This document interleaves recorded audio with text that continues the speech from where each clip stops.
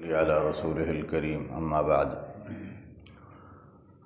فأعوذ بالله من الشيطان الرجيم بسم الله الرحمن الرحيم إنما حرم عليكم الميتة والدم ولحم الخنزير وما أهل به لغير الله فمن اضطر غير باغ ولا عاد فلا إثم عليه إن الله غفور رحيم۔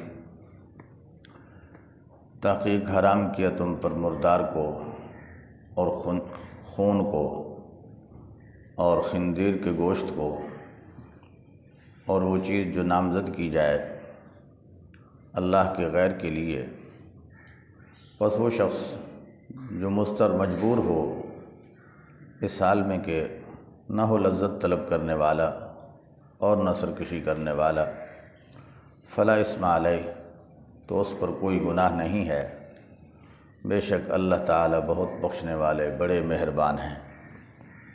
صدق اللہ العظیم وصدق رسولہ النبی الکریم ونحن علی ذلک من الشاہدین والشاکرین والحمد للہ رب العالمین۔ اللہم صلی علی سیدنا محمد النبی الامی وعلی آلہ واصحابہ وسلم تسلیما۔ برادران محترم، آج تیسرا درس اس آیت پہ ہو رہا ہے۔ اللہ تعالیٰ نے اس کے اندر 4 چیزوں کی حرمت کا تذکرہ کیا ہے۔ پہلی چیز میتہ، مردار جانور، اس کی تفصیل بیان ہو چکی۔ دوسری چیز خون، دم مسفوح، اس کو اللہ تعالیٰ نے حرام کیا کہ نجس العین ہے۔ اور تیسری چیز خنزیر کا گوشت۔ ان امور پر میں نے عرض کیا تھا کہ دم مسفوح جو ہے یہ نجس ہے، حلال جانور سے جو نکلے ذبح کے وقت۔ البتہ جانور کے اندر ایک منجمد خون ہوتا ہے، جمع ہوا خون، 2 شکلوں میں۔ ایک کو ہم اپنی زبان میں جگر کہتے ہیں، دوسرے کو تلی کہتے ہیں۔ یہ دونوں خون کے مجموعہ ہیں، منجمد خون کے۔ حدیث شریف میں آتا ہے احلت لنا المیتتان والدمان۔ نبی پاک صلی اللہ علیہ وسلم نے ارشاد فرمایا کہ ہمارے لیے 2 مردار حلال ہیں اور 2 خون حلال ہیں۔ مردار کے متعلق میں کل ذکر کر چکا تھا کہ میتتان سے مراد 2 چیزیں ہیں، ایک مچھلی اور دوسرا مکڑی، ٹڈی۔ ان کو ذبح کرنے کی شرعی ضرورت نہیں ہے، اس کے بغیر مر جائیں تو وہ حلال ہیں۔ حدیث کا دوسرا جملہ ہے والدمان، 2 خون حلال ہیں۔ اس کی تشریح خود رسول اللہ صلی اللہ علیہ وسلم نے حدیث میں ارشاد فرمایا الکبد والطحال۔ الکبد والطحال، کبد جگر کو کہتے ہیں اور طحال تلی کو کہتے ہیں۔ جگر کیا ہوتا ہے؟ جگر ہر حیوان اور جاندار کے اندر خون پیدا کرنے کی، یوں سمجھو ایک فیکٹری ہے، انسان کے اندر بھی ہے، جس سے خون پیدا ہوتا ہے۔ اور تلی جو ہے یہ اللہ تبارک و تعالی کی طرف سے ہر جاندار کے اندر اس خون کو ذخیرہ کرنے کا ایک گودام سمجھ لو، خون کے ذخیرہ کرنے کا ایک گودام انسان کے اندر بھی ہے۔ جانور یا انسان اگر کسی حالت میں حادثے میں زخمی ہو جائے اور جسم کا خون بہہ جائے تو اولاً قدرتی وہ نظام تلی کا فعال ہوتا ہے اور خون کی کمی اس موجود ذخیرے سے اللہ تعالیٰ پوری کرتے ہیں۔ جب اس کے اندر بھی کمی ہو جائے تو پھر خارجی خون کی ضرورت پڑتی ہے، ورنہ عام طور پر تھوڑی سی مقدار نکلنے کے ساتھ وہ کمی اس تلی کے ذخیرہ سے ہی پوری ہو جاتی ہے۔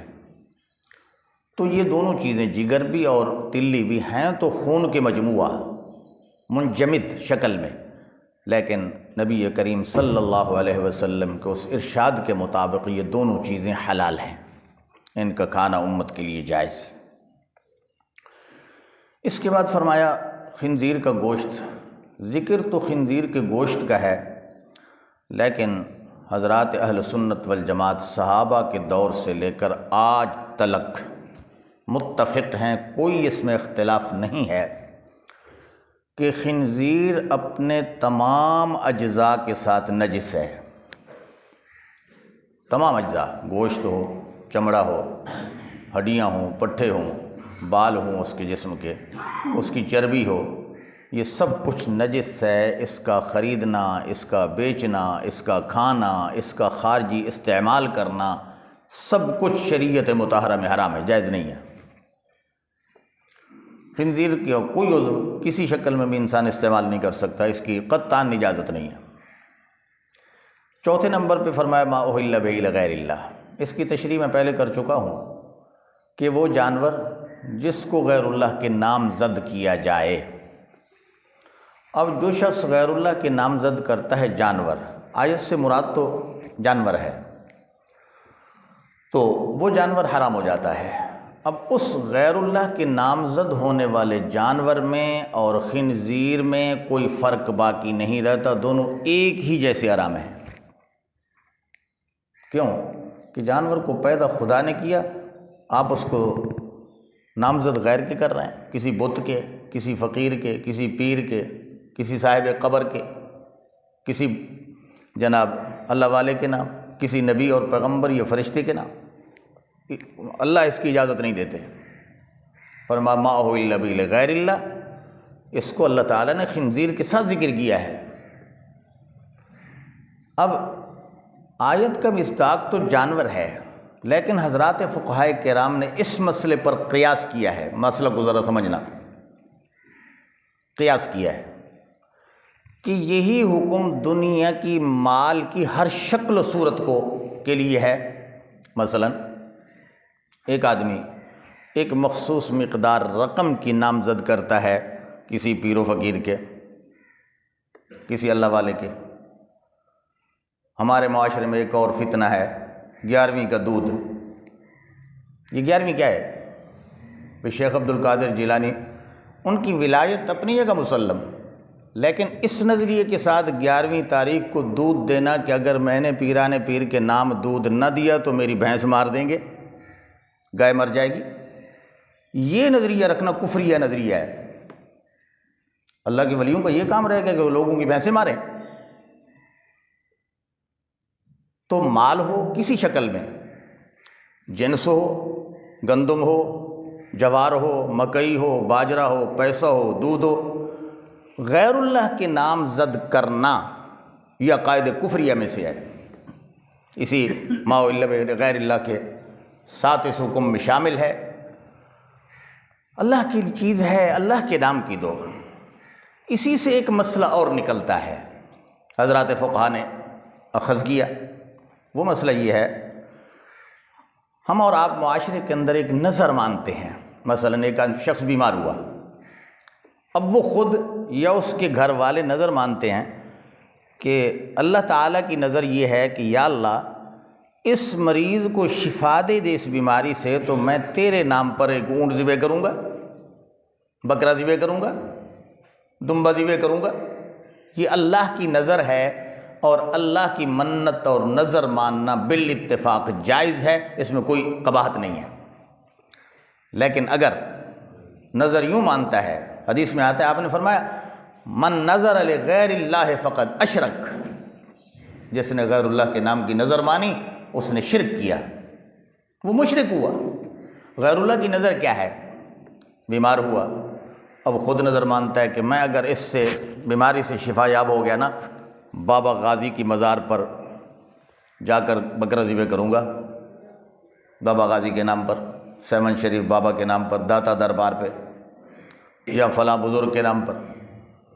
تو اب یہ نظر بھی کفریہ نظر ہے، انسان کا ایمان ختم ہو جاتا ہے۔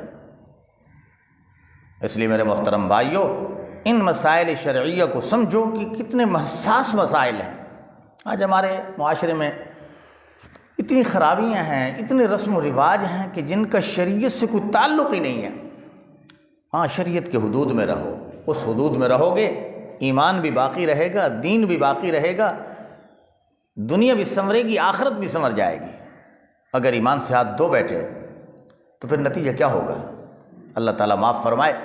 اس لیے اللہ تعالیٰ کے علاوہ کسی کی نظر ماننا یہ بھی کفر و شرک، غیر اللہ کی نظر ماننا خود رسول اللہ نے ارشاد فرمایا یہ شرک ہے۔ غیر اللہ کے لیے اشیاء کا نامزد کرنا۔ البتہ ایک چیز ہے کہ مثال کے طور پر ہمارے ہاں عرف کے اندر یہ بات چلتی ہے کہ ایک انسان کے پاس مہمان آتا ہے، اب مہمان کے لیے جناب وہ مرغا ذبح کر دیتا ہے، بکرا ذبح کر دیتا ہے، زیادہ مہمان ہے تو جناب گائے کا بچڑا ذبح کر دیتا ہے۔ اس کا کیا حکم ہے؟ یاد رکھنا، مہمانوں کی ضیافت کرنا حضرت ابراہیم علیہ السلام کی سنت ہے۔ قرآن نے کہا کہ ابراہیم علیہ السلام کے پاس حضرت جبرائیل فرشتوں کی ایک جماعت لے کر انسانی شکل میں آئے، حضرت ابراہیم پہچان نہ سکے۔ فراغ الی اہلہ فجاء بعجل سمین، قرآن کہہ رہا ہے حضرت ابراہیم نے پوچھا نہیں، بس مہمانوں کو بٹھلایا، گھر گئے، بچڑا تھا کہ اس کو ذبح کیا، گوشت بنایا، بھون کے سامنے لائے۔ اب فرشتوں کو کیا پتہ کہ یہ گوشت کیا ہے، اس گوشت کی لذت کیا ہے؟ کیوں، تو وہ تو کھانے سے ہی پاک، کھانے کی حاجت ہی نہیں ہے ان کو۔ اب جب انہوں نے کھانے کی طرف ہاتھ نہیں بڑھایا تو قرآن کہتا ہے فَأَوْجَسَ مِنْهُمْ خِیفَةً، أَوْجَسَ مِنْهُمْ خِیفَةً، ابراہیم علیہ السلام کے دل میں ڈر پیدا ہوا، کیونکہ اس معاشرے کا یہ ایک تصور تھا کہ جو انسان کسی کو نقصان پہنچانا چاہتا تھا تو اس کے گھر کا نمک نہیں کھاتا تھا، کھانا نہیں کھاتا تھا۔ تو ابراہیم علیہ السلام کو خوف ہوا کہ کہیں یہ میرے دشمن تو نہیں ہے، میرے گھر کا کھانا نہیں کھا رہے، کھانے کی طرف ہاتھ نہیں بڑھا رہے۔ اب جبرائیل علیہ السلام نے محسوس کیا حضرت ابراہیم کے خوف کو، تو کہا لا تخف لا تخف انا ارسلنا الی قوم لوط، ہماری منزل آپ نہیں ہے، ہماری منزل قوم لوط ہے، ہم قوم لوط کی طرف عذاب لے کر کے آئے۔ تو بہرحال استدلال صرف یہ ہے کہ ان مہمانوں کے لیے حضرت ابراہیم علیہ السلام نے جانور ذبح کیا، تو اس پر حضرات اہل سنت والجماعت کا موقف یہ ہے کہ مہمانوں کے لیے جو جانور ذبح کیا جاتا ہے اس کا ذبیحہ اللہ کی تعظیم کے لیے ہوتا ہے، مہمانوں کے لیے نہیں ہوتا۔ البتہ مقصد یہ ہوتا ہے کہ اللہ کے نام پر اس کو قربان کر کے، اس کو ذبح کر کے اس سے اکرام مہمانوں کا کریں گے، ضیافت مہمانوں کی ہو جائے گی، تو وہ ذبح غیر اللہ کے نام پر نہیں ہوتا، تعظیم غیر اللہ کی مقصود نہیں ہوتی۔ ہاں اگر اس میں تعظیم غیر اللہ کی مقصود ہو جائے گی تو پھر بھی وہ بھی حرام ہے۔ حضرت علی کرم اللہ وجہہ کے دور میں عرب کے اندر ایک رواج تھا کہ ایک مملکت میں دوسری مملکت کا کوئی بادشاہ آتا، ہمارے جس طرح اس دور میں کیا ہوتا ہے، باہر کا کوئی صدر آ جائے، کوئی وزیر اعظم آ جائے تو اس کو سلامی دی جاتی ہے، جناب اس صدر کو 21 توپوں کی سلامی دی، اس کو اتنے جناب 20 توپوں کی سلامی دی۔ وہاں کیا ہوتا تھا کہ سلامی دی جاتی تھی کہ مہمان آیا ہے تو اس مہمان کی تعظیم کے لیے 100 اونٹ ذبح کر دو، 100 اونٹ۔ حضرت علی کرم اللہ وجہ سے پوچھا کہ فرمایا یہ سب کچھ حرام ہے، سب کچھ حرام ہے۔ کیوں؟ جانور کی ذبح میں تعظیم غیر مقصود نہیں، تعظیم اللہ کی تعظیم مقصود ہو تو پھر جائز ہے۔ جو ہی یہ نیت غیر کی طرف بڑھے گی تو پھر وہ اس حلال چیز کو حرام کر دے گی۔ اس لیے میرے محترم بھائیو، ان امور کا خیال رکھیں، اپنی نیتوں کا خیال رکھیں کہ مہمان کے لیے کوئی چیز ذبح کرتے ہیں تو مہمان کا احترام اتنا ہو صرف کہ ہم نے اس مہمان کی ضیافت کرنی ہے، باقی اس کے لیے جو چیز نعمت تیار کی جا رہی ہے وہ نعمت اللہ نے دی ہے۔ وہ جانور ذبح کر رہے ہیں تو وہ اللہ کا ہے، اس کا مالک حقیقی اللہ ہے۔ جب اللہ کے نام پر اس کو قربان کریں گے، ہاں اب آپ کو اجازت ہے تو کہ مہمانوں کو کھلاؤ، خوب سیر کر کے کھلاؤ، تو مہمانوں کے لیے اس انداز سے خدمت کرنے میں کوئی حرج نہیں ہے۔ آگے اللہ تعالیٰ نے فرمایا فَمَنِ اسْتُرَّ غَيْرَ بَاغٍ وَلَا عَادٍ، کہ جو مجبور ہوا۔ اب مجبور کون ہے؟ مختصر عرض کرتا ہوں کہ اضطرار کی 3 حالتیں شریعت میں معتبر ہیں، 3 حالتیں۔ پہلی حالت کہ انتہائی انسان بھوک کی حالت میں ہو، کھانے کو کچھ نہ ملے، جس طرح آج فلسطین کے لوگوں کا حال ہے، انتہائی بھوک اور اس کیفیت میں مبتلا ہیں بیچارے۔ اس کیفیت میں مبتلا ہو تو یہ اضطرار کی حالت ہے، حلال چیز نہ ملے تو حرام چیز کھانے کی ان کو اجازت ہے۔ نمبر 2، انتہائی شدید بیماری میں مبتلا ہو انسان، اطباء کوئی ڈاکٹر تجویز کر دے کہ اس بیماری کا علاج خنزیر کے گوشت یا شراب کے علاوہ ہے ہی نہیں، اتنی شراب کی مقدار پی لے یا 2 بوٹی خنزیر کے گوشت کی کھا لے تو یہ ٹھیک ہو جائے گا، بیماری سے صحت یاب ہو جائے گا۔ تو انتہائی بیماری کی حالت جس میں موت کا اندیشہ ہو اور اطباء کے کہنے سے اگر وہ حرام کی ایک مخصوص مقدار جتنی کی ضرورت ہے، ضرورت کے بقدر اگر وہ استعمال کر لے تو اس کے لیے اجازت ہے مریض کے لیے۔ اور تیسری حالت اکراہ کی حالت ہے۔ اکراہ کا معنی یہ ہے کہ ایک بندے نے بندوق اٹھا کے کہا دوسرے کو کہ جناب یہ خنزیر کی بوٹی کھاؤ ورنہ میں تجھے جان سے مار دوں گا، قتل کر دوں گا۔ اب ایک طرف جان بچانی ہے اور دوسری طرف حرام کھانا ہے، شریعت کہتی ہے جان بچانے کے لیے کھا لو۔ تو یہ ہیں 3 اضطراری حالت، بھوک کی شدت، بیماری کی شدت، اکراہ کی حالت۔ ان کے علاوہ اضطرار کی کوئی حالت نہیں ہے۔ ان حالتوں میں اگر اس کو ضرورت پڑ گئی حرام کھانے کی تو حرام حلال نہیں ہوا۔ غیر باغ کا معنی یہ ہے کہ اس کو حرام سمجھتے ہوئے لذت کا طالب نہ بنے، بلکہ مجبوری اور ضرورت سمجھ کر اس کو استعمال کرے۔